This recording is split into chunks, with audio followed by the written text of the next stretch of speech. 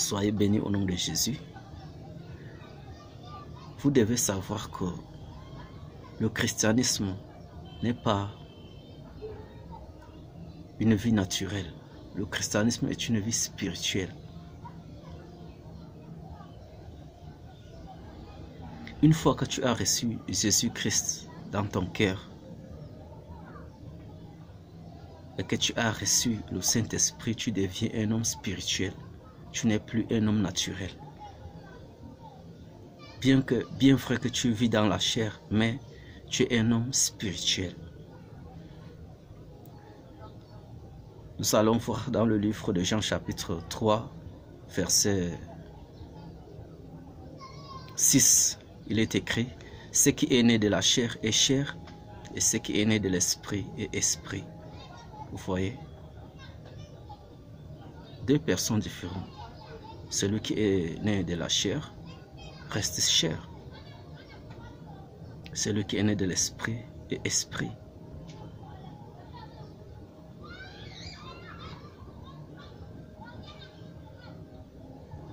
Donc les deux ne peuvent pas marcher ensemble.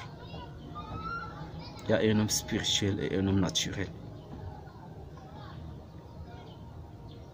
Nous allons voir, toujours dans le même chapitre, de Jean chapitre 3, verset 8.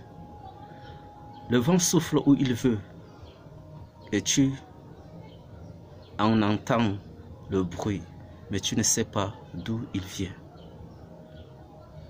ni où il va. Il en est ainsi de tout homme qui est né de l'Esprit de Dieu. Celui qui est né de l'Esprit de Dieu, il est comme un vent. Le vent souffle, tu ne sais pas d'où il vient et tu ne sais d'où il va. Il en est de même pour celui qui est né de l'Esprit de Dieu. Donc il est un homme spirituel. Le christianisme n'est pas une vie naturelle, une vie spirituelle. C'est une vie spirituelle. Celui qui est né de l'Esprit, il est spirituel. Nous continuons. Dans le livre de Romains chapitre 8 verset 13. Si vous vivez selon la chair, vous mourrez.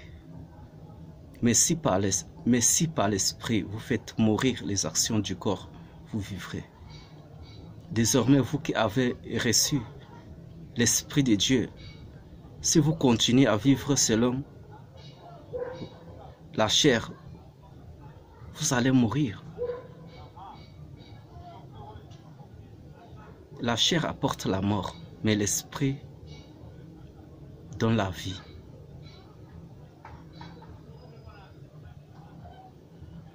Nous continuons au verset 14. Car tous ceux qui sont conduits par l'Esprit de Dieu sont fils de Dieu. Tous ceux qui sont conduits par l'Esprit de Dieu sont fils de Dieu, sans exception. Tous ceux qui sont conduits par l'Esprit de Dieu sont fils de Dieu. Donc ce sont des hommes spirituels, ne sont plus les hommes naturels. Continuons.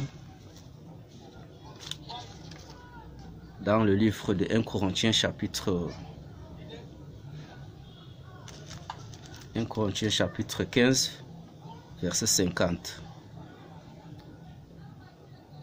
C'est Paul qui exhorte les frères.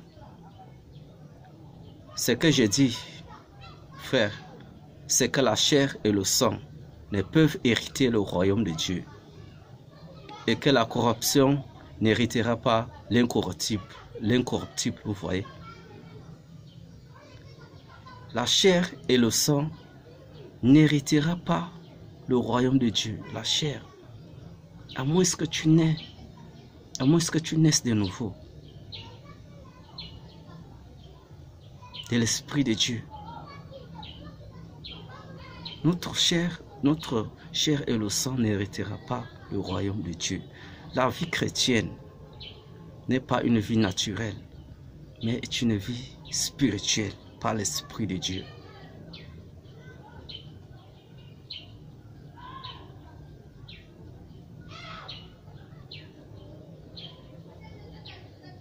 Même quand Jésus était sur terre, la Bible dit que Jésus fut conduit par l'Esprit de Dieu. Il est conduit par l'Esprit de Dieu. Tu ne peux pas être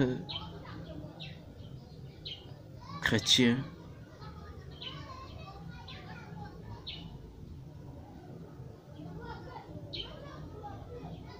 sans toutefois naître de l'Esprit de Dieu. Ce sont ceux qui ont reçu le Saint-Esprit, ceux qui annoncent l'Évangile, qui témoignent de son nom, parce que c'est l'Esprit qui témoigne au nom de Jésus. Voilà, merci, que le Seigneur te bénisse et à la prochaine.